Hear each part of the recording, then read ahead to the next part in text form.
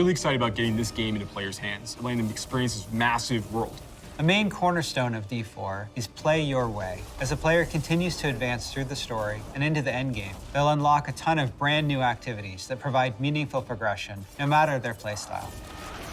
Players will be able to keep progressing in the narrative of the game. Alongside that, the whole team has worked on crafting a variety of different experiences players can pursue. We're going to have an entire world of Sanctuary for our players to offer. There's going to never be an absence of something to do. After the player has finished the campaign, there's a lot more game to go and participate in. They gain access to a special, what we call capstone dungeon that they have to complete. Once they're able to finish this capstone dungeon, they're going to gain access to the first world tier. As you complete the world tier, it will open up the opportunity for you to go into your next world tier. That involves unlocking powerful loot, new items, and more advantages for your player to have a better opportunity at end game. Whether you're a fan of dungeons, PvP, or just roaming around the world, there's a way to continue your Diablo adventure long after hitting max level. As your character continues to grow in power, you'll start with the skill tree and expand out into the Paragon system. A lot of the choices the players make are grounded on skills themselves and the fantasies associated with those skills. The Paragon board is a place where we're allowed to have a lot more depth, a lot more customization, many more options as you go.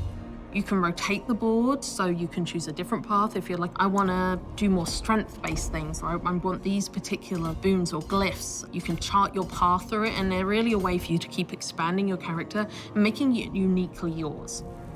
Similar to the Paragon boards is the Codex of Power. It's an in-game system that holds the aspects related to the character. You are able to complete a dungeon, and they will have a chance to drop an aspect that you can pick up. And what this allows players to do is take items they're finding in the world and make them more powerful, turn them into legendary items. It's really special to discover what kind of playstyle really means the most to you.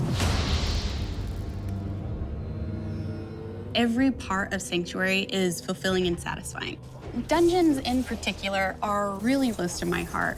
Nightmare dungeons are going to give the players the opportunity to experience a dungeon that they might have already experienced in their past playthroughs. They'll enter the dungeon with a found sigil that alters the playstyle and the intensity of the dungeon. They're more difficult and they have additional objectives, and then they also have affixes, which add a degree of difficulty for you and your group to work through. One of my favorite affixes that you can find in Nightmare Dungeons is actually called Hellgate. Occasionally, these portals will open up throughout the area that will just pour out different monsters that aren't native to that region for you to also be dealing with while you're trying to handle everything else inside the dungeon. There's over 120 dungeons to play through and find in Diablo 4, and any one of them can become a Nightmare Dungeon by finding a Nightmare Sigil and then using it to activate the Nightmare version of that dungeon space. Everything's a little darker, everything's more difficult. It's going to add a little bit of a twist of flavor on your particular dungeon. There's some targeted activities in Diablo 4 that suit what you're feeling in the mood for. The Forces of Hell are starting to have more influence in certain parts of Sanctuary in the vast interconnected overworld of the experience. And as the players are going into Helltide areas, they're gonna find even more powerful monsters. And by killing them, they'll be able to gain these special shards they can take to go and use to purchase these big rewards that are available at these caches that are found littered throughout Helltide areas. The sky darkens and the rivers run red, meteors fall from the sky, and the monsters get harder. We really want to create new experiences for the players. There's one I really like called Whispers of the Dead, which you get from the Tree of Whispers. The Tree of Whispers is grim and a little gruesome, but it's also something mystically haunting and kind of beautiful. The tree has a little bit of a grudge against our players, and it would like for them to go serve its needs. So you're going to go serve these bounties, gather different rewards, different items, and bring them back to the tree in hopes that it can exchange you something really meaningful. Maybe you're gonna go to the Fractured Peaks and take out some werewolves that are rampaging in a town. They're contained activities that you can do alone or in a group. We really wanted to create variety for people to be able to spend time where they wanted to in the world. It's very cool the way it's been put together, and I can't wait for people to see it, to be honest. In Diablo 4, we have a focus on the world of Sanctuary. And there are parts of that world that we call the Fields of Hatred, where Lilith's presence in Sanctuary has begun to seep through and manifest these poisonous areas throughout the world.